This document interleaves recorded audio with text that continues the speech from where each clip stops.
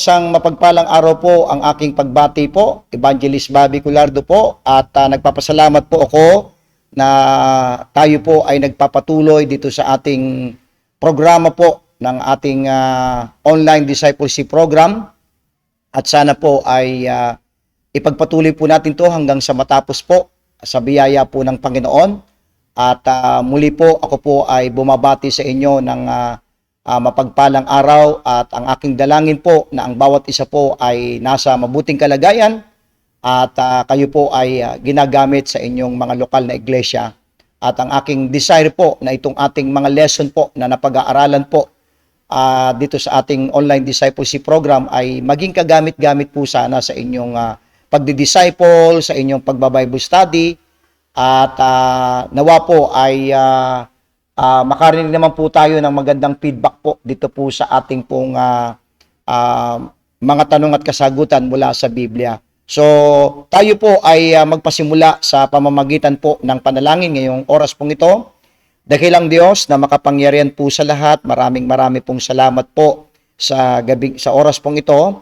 Inihiling ko, Panginoon, na kayo po ang manguna sa amin at i-bless yung Panginoon ang muli po ang aming aralin na tatalakayin ngayong oras pong ito, at muli po ay bigyan nyo kami ng kaunawaan at ito pong lesson ito ay makatulong sa aming buhay bilang Kristiyano, at magamit namin ito sa aming pagpapalo up sa aming mga Bible study. Muli po, ibinabalik namin ang kapurihan at pasasalamat sa pangalan po ni Jesus.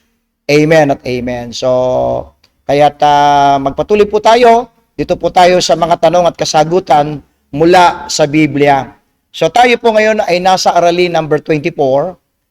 Tayo po ay nasa pamagat na o topic na ang lokal na iglesia. Ang lokal na iglesia. Ako po ay naniniwala na mahalaga po sa isang Kristiyano na siya po ay nai-involve po sa isang local church po.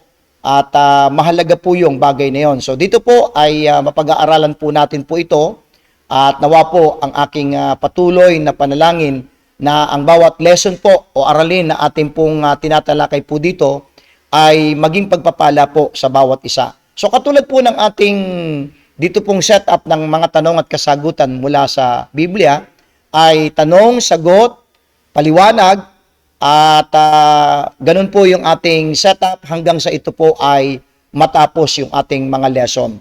Okay, ang unang katanungan ay, ano ba ang lokal na iglesia? Kasi po sa Bible po, napakarami pong mga talata na ating mababasa na meron pong mga gawain na tinatawag po na lokal na iglesia na naitatag po, lalo-lalo na po sa mga paglalakbay, mga missionary journey po ni Apostol Pablo, ay marami po siyang na-establish po ng mga local churches. Ang sagot po, ito ay binubuo ng mga kapulungan ng mga mananampalataya sa isang lugar na tinawag ng Diyos sa isang layunin. Ulitin ko po, ang lokal na iglesia, ito po ay kapulungan ng mga mananampalataya o mga believers sa isang lugar, at ito po ay tinagtitipon at tinawag ng Diyos sa isang layunin. Ano po? Now, ang payak na kahulugan ng iglesia ay hindi tumutukoy sa isang gusali o reliyon. Bagamat ito ay naikapit na po yung church sa building at saka sa reliyon, sa halip ito ay tumutukoy sa mga tao. Kapag ka po pinag-uusapan sa Bible po ang church, ito po ay tumutukoy sa mga tao. Ano po? Minsan nakakalito ang sagot ng marami kapag tinatanong natin kung saang simbahan nakapareho ng kahulugan ng salitang iglesia sa wikang English na church. Sila dumadalo. Tinatanong natin kung saan ba sila dumadalo. Ang isasagot nila ay Baptist, Methodist, o iba pang reliyon. Ngunit kung babasahin natin ang aklat ng Romans chapter 16 verse 5, ganito ang sinasabi po Likewise, greet the church that is in their house. Yung church po doon na binabati po ay mga tao na naando doon nagtitipon sa bahay po. Ano po? Ang tinutukoy ni Pablo ay ang iglesia na nasa loob ng kanilang tahanan, at ito ay hindi ang gusali o reliyon, kundi ang mga mananampalataya kay Kristo Jesus. Nais kong i-emphasize po yan na sa Bible po, ang church po ay mga tao. No? Okay. Dito po tayo ngayon sa pangalawang katanungan. Ano ang layunin ng lokal na iglesia? Kung sa Bible po ay may mga local churches po sa Bible, okay? Church po sa Roma, church po sa mga churches, mga lokal na iglesia po sa Galatia, sa Efeso, sa Pilipos, sa Colossians. Yan po yung mga local na mga churches po, no? Na yan po ay naitatag sa biyaya ng Panginoon ni Apostol Pablo sa kanyang mga missionary journey po. Ano ang layunin? Kung merong lokal na iglesia po sa Bible, ano po ang layunin? Bakit meron pong iglesia? Upang magbigay luwalhati sa Diyos. Yan po ang kasagutan. Now, dito po tayo ngayon sa paliwanag. Ang bawat lokal na iglesia ay ang kaluwalhatian ng Diyos dito sa lupa. Ephesians chapter 1 and verse number 6 po tayo. Ephesians chapter 1 verse number 6. Ang ating pong mga Bible, ang sabi po sa Ephesians chapter 1 and verse number 6, to the praise of the glory of His grace, wherein He hath made us accepted in the beloved. Okay? Makikita natin, para sa kaluwalhatian po eh. Verse 12, tingnan po natin sa verse 12, that we should be to the praise of His glory, who first trusted in Christ. Okay? Chapter 3, verse 21. Basa pa po tayo ng talata. Chapter 3, verse 21, unto Him be glory in the church by Christ Jesus throughout all ages, world without end. So, malapat lamang na ang dapat maging sentro ng bawat lokal na iglesia ay para sa kaluwalhatian ng Diyos. It was designed, yung mga local churches po, na ito po ay magbigay ng luwalhati, magbigay ng papuri, magbigay ng pagsamba ang mga tao. Okay? At dito po, ito po'y nagaganap sa mga tinatawag nating lokal na mga iglesia o local churches na kung saan doon ay nagaganap ang tinatawag nating gawain ng Panginoon para sa kaluwalhatian po ng Diyos. Ang layunin ng Diyos sa bawat lokal na iglesia ay, isa-isahin po natin ano ba yung layunin ng Diyos. Bakit meron pong mga lokal na iglesia sa Bible? Upang lumago ang bawat isa sa espiritual na kalagayan. Yan po yung unang-unang layunin. Bakit kailangan ang isang mananampalataya ay maghanap ng isang lokal na iglesia at kung saan doon po siya mag-attend at ang dahilan po para siya po ay lumago. Acts chapter 20 po. Samahan niyo po kung buksan ang ating mga Biblia po sa Acts chapter 20 po. Ang ating pong mga Bible. Dito po sa Acts chapter 20, verse 28 to 32, ay ating mababasa ang kahalagahan po ng lokal na iglesia. Ang sabi po sa verse 28, take heed therefore unto yourselves and to all the flock over the which the Holy Ghost hath made you overseers to feed the church of God, which He hath purchased with His own blood. For I know this, sabi ni Apostol Pablo, that after my departing shall grievous wolves enter in among you, not sparing the flock. And also of your own selves shall men arise, speaking perverse things, to draw away disciples after them. Therefore watch and remember that by the space of 3 years I cease not to warn everyone night and day with tears. And now, brethren, I commend you to God and to the word of His grace, which is able to build you up and to give you an inheritance among all them which are sanctified. So malagang-malaga po, mga minamahal, na ikaw po ay dapat magkaroon ng isang lokal na iglesia na doon ka lalago, doon ka makiki-join doon sa kapulungan na yon ng mga mananampalataya, at dapat kang ma-involve doon at dapat kang dumalo sa isang lokal na iglesia nang sa ganon, ikaw po ay maalagaan at ikaw ay lumago sa iyong espiritual na kalagayan. Pangalawa po, maging pundasyon ng katotohanan. 1 Timothy chapter 3 po. 1 Timothy chapter 3. Ano po ang nakasad po sa 1 Timothy chapter 3 and verse number 15. Ang sabi po sa 1 Timothy 3:15, "But if I tarry long, that thou mayest know how thou oughtest to behave thyself in the house of God, which is the church of the living God, the pillar and ground of truth." Supposed to be, ang lokal na iglesia po ay sila po ang dapat nagre-represent ng mga katotohanan dito sa lupa. Sapagkat ang lokal na iglesia, ang layunin ng Panginoon, maging pundasyon ng katotohanan. At sa isang lokal na iglesia, diyan po tayo titibay, diyan po natin matututunan ang mga katotohanan. Bagamat sa ating panahon ngayon, meron na po ngayong mga online, may Facebook, may YouTube, pero napakahalaga po. Ako po ay naniniwala na napakahalaga po ng isang saved, isang mananampalataya ay dapat pong maghanap ng kanyang lokal na iglesia nang sa ganon siya po ay magamit doon, lumago siya doon, at magtumibay siya sa mga katotohanan. Pangatlo po, upang ipangaral ang ebanghelyo sa lahat ng dako. 2 Corinthians chapter 10. 2 Corinthians chapter 10. 2 Corinthians chapter 10 and verse number 16. Ano po ang nakasaad po sa 2 Corinthians chapter 10 and verse number 16?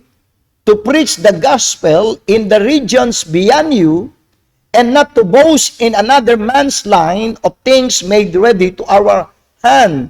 So, pangatlo po ay ang iglesia po, ang lokal na iglesia po ay narito at siya po ay meron pong commission. Okay? Na ito po ay maipangaral po ang ebanghelyo ng biyaya ng Diyos sa mga tao. Napakahalaga po yun, mga minamahal. Kaya yun po yung misyon ng lokal na church, na maipalaganap ang ebanghelyo ng biyaya ng Diyos, mga minamahal. Okay po? Dito po tayo ngayon dumako po tayo ngayon sa pangatlong katanungan. May tungkulin ba na gagampanan ang mga kaanib sa bawat lokal na iglesia? Kapag ka ikaw ay nasa isang lokal na iglesia, ay meron ka bang dapat gampanan o gagampanan na responsibilidad diyan sa isang lokal na iglesia kung saan ikaw ay nariyan, sumasama sa mga pagtitipon, pagsamba, at dapat po talagang ikaw ay ma-involve. Ano po ang kahalagahan? Ano po ba ang mga tungkulin natin? Opo, may tungkulin po tayo eh. Ano po yung mga yan? Mamaya makikita po natin. Isang malaking pribilehiyo po ang maging bahagi sa isang lokal na iglesia. Dahil nalulungkot po ako ngayon, marami na po ang mga nagpapakilalang mga believers, pero walang church na inaatinan.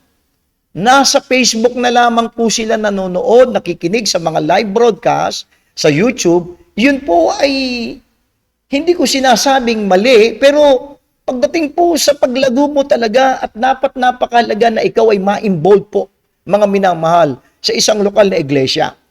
Ano-ano ang inaasahan ng Diyos na dapat gampanan ng mga kaanib sa isang lokal na iglesia? Maging matapat sa pagdalo.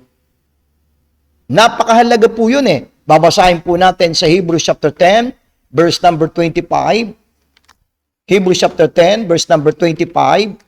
It says in Hebrews chapter 10, verse number 25, "Not forsaking the assembling of ourselves together, as the manner of some is, but exhorting one another," okay, "and so much the more as you see the day approaching." Napakahalaga po kapag ikaw ay miyembro ng isang lokal na church, okay? Napakahalaga na ikaw ay maging matapat sa iyong pagdalo, Sunday after Sunday, mga prayer meeting, at anumang mga activity ng church na yon, ay ikaw ay magsumikap na magampanan mo yung mga responsibilidad na yon sa pamagitan ng pagpunta, pagdalo, at pakikiisa po, mga minamahal. Gamitin ang mga talento at kakayanan. Okay? Dito po sa 1 Corinthians 12, mayroon pong binabanggit po si Pablo eh. No? Ito pong 1 Corinthians chapter 12 po, mga minamahal. Ano po? Mula doon sa verse 14. Okay? "For the body is not one member, but many. If the foot shall say, because I am not of the hand, I am not of the body. I'm reading po verse 15, 1 Corinthians 12:15 po. If the foot shall say, because I am not of the hand, I am not of the body, is it therefore not of the body? Paul is talking to ng bahagi ng katawan. Lahat po ng katawan ay meron pong kanya-kanya pong function, measure. At ikaw bilang isang miyembro ng isang lokal na iglesia, napakahalaga na yung gift, yung talent, yung availability na ibinigay ng Panginoon sa iyo, ay ibinigay ng Panginoon yan para yan ay ma-contribute mo sa paglago para sa kalulatian ng isang lokal na iglesia kung saan ikaw ay napabibilang. Mahalaga po yung mga bagay po na yan, mga minamahal. And then, mga dalanginan at sumunod sa namumuno sa lokal na iglesia. Yan po yung ating mga tungkulin na gagampanan bilang kaanib ng isang lokal na iglesia. Na ikaw ay ipanalangin mo ang bawat isa at sumunod tayo doon sa namumuno sa isang lokal na iglesia.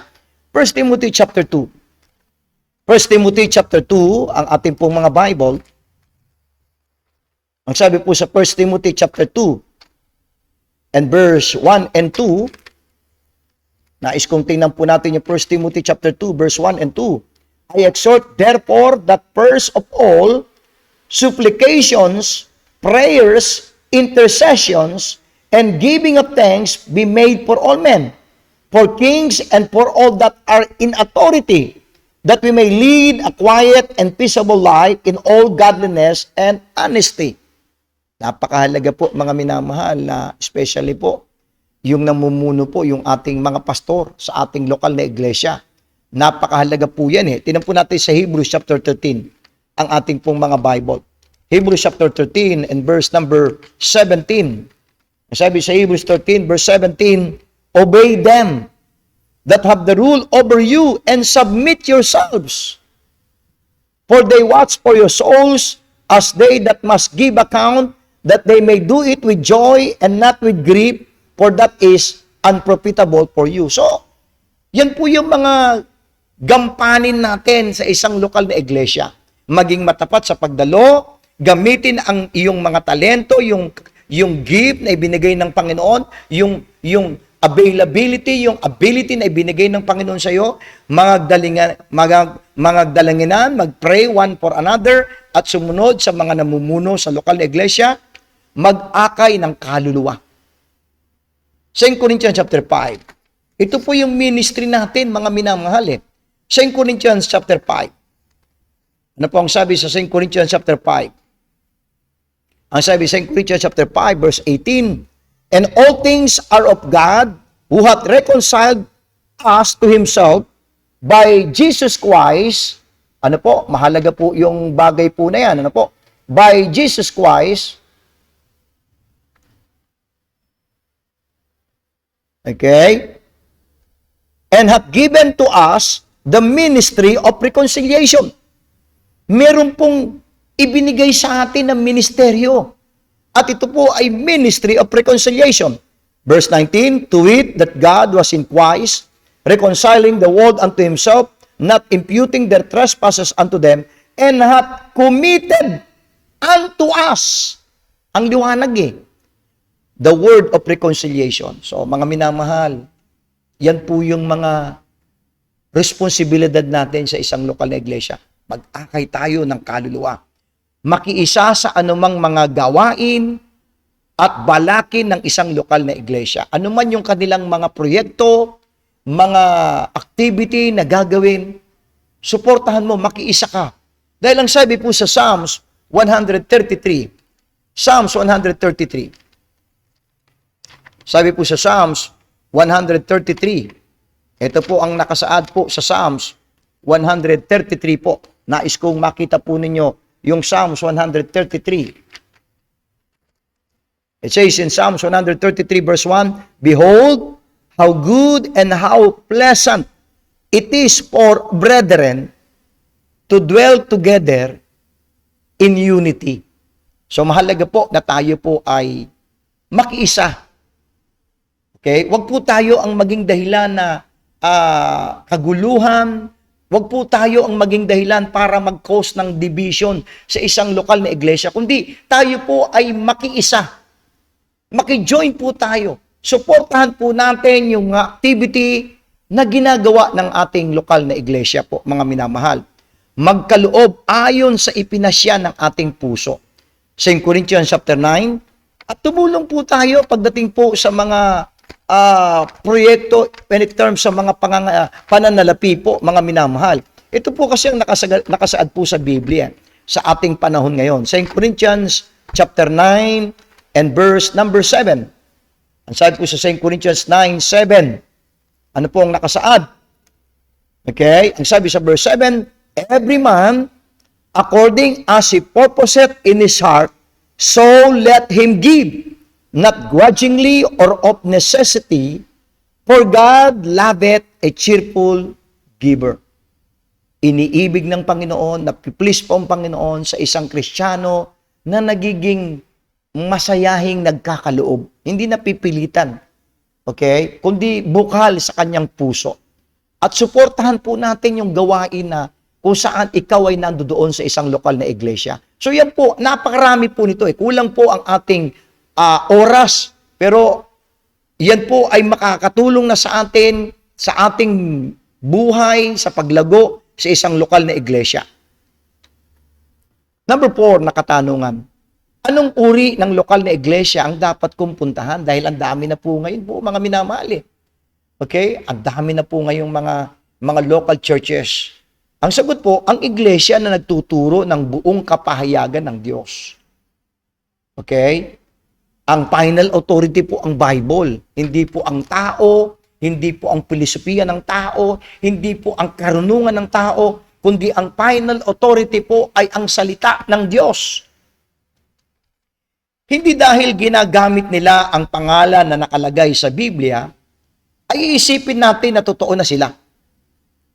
Ito ay isang pandaraya at dahil dito, marami silang nahihikayat na umanib sa kanilang reliyon dahil kesyo daw nakalagay sa Biblia ang pangalan nila.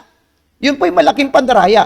Ang lokal na iglesia na dapat nating puntahan ay ang iglesia na naniniwala sa perpektong salita ng Diyos. Naniniwala ba sila na itong Bibliang ito ay perfect?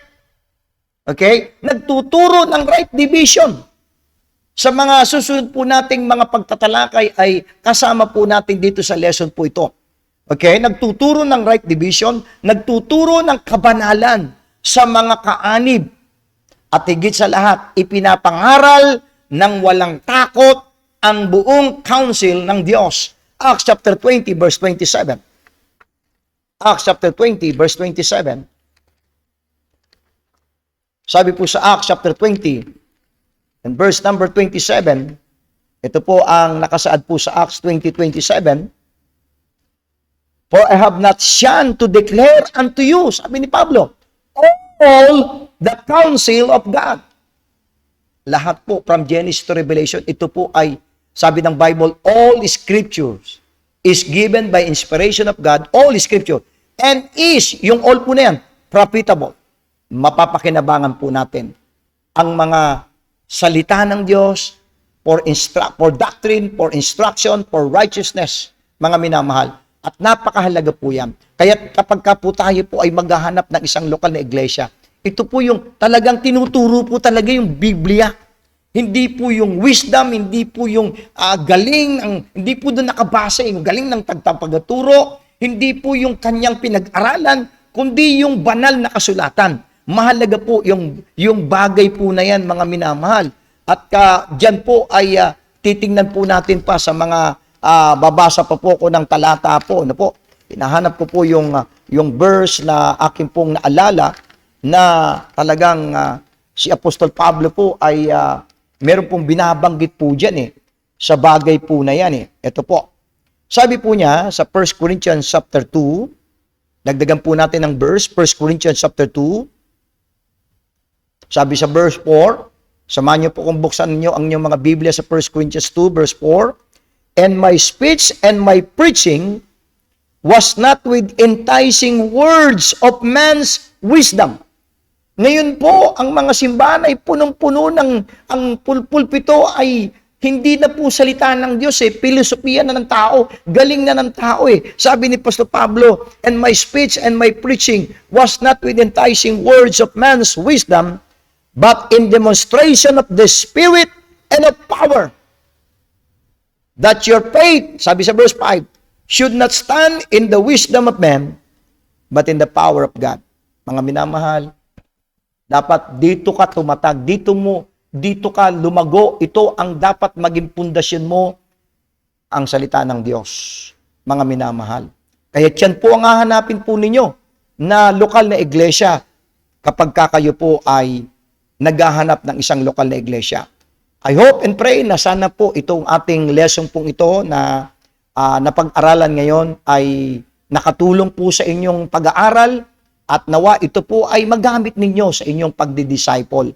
At muli po ay nagpapasalamat ako sa inyo. Sa lahat po, alam ko marami na pong huminto, pero sa lahat po ng nagpapatuloy, i-continue po nito nyo hanggang sa matapos po. At naniniwala ko na may gagawin po ang Panginoon sa inyong buhay. So tayo po ay magwakas sa panalangin. Dakilang Diyos na makapangyarihan po sa lahat. Maraming salamat po sa inyong kabutihan. Salamat po sa mga nagpatuloy po ng aming online discipleship program na ito. Kayo po ang mag-bless sa kanila, magbigay ng kasigasigan at katapatan sa pag-aaral ng inyong salita. At i-bless niyo po ang ministry pong ito. Purihin ka dakilang Diyos sa tanging pangalan ni Jesus. Amen at amen. So, minsan pa po, ako po ay nagpapasalamat sa inyo sa inyong patuloy na pakikisa po dito sa isang dakilang layunin na pangaral ang salita ng Diyos sa lahat ng dako. God bless you all.